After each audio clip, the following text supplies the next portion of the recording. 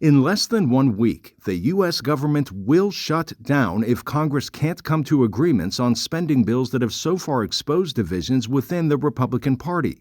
A group of ultra-right-wing conservatives has threatened mutiny against and the ouster of House Speaker Kevin McCarthy following a spending compromise between him and President Joe Biden earlier this year to avoid defaulting on the nation's debt. This is because Republicans on the Hill can't even agree among themselves. And remember, Kevin McCarthy and Speaker McCarthy and President Biden made a deal. And that deal was tough for all sides. Frankly, it was tough for our department. It meant cutting back on some things we wanted to do, some funds we were going to use to improve roads and bridges and airports. But we accepted that because that was the deal that was made earlier this year. And now all we're doing is asking them to live up to that deal.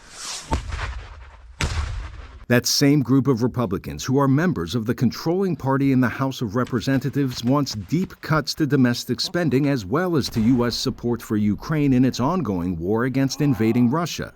President Biden last week welcomed Ukrainian President Volodymyr Zelensky to the White House after the two spoke at the United Nations General Assembly in New York. Biden pledged continued and unwavering support to Ukraine. The people of Ukraine are steeled for this struggle ahead.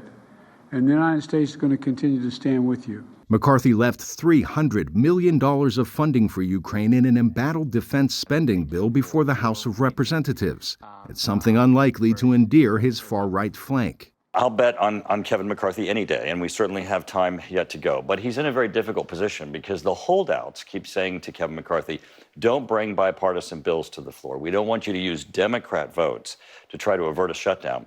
But they're using Democrat votes to try to cause a shutdown. I mean, these individuals, these Republican holdouts, are voting with Nancy Pelosi against Republican bills that have been brought to the floor.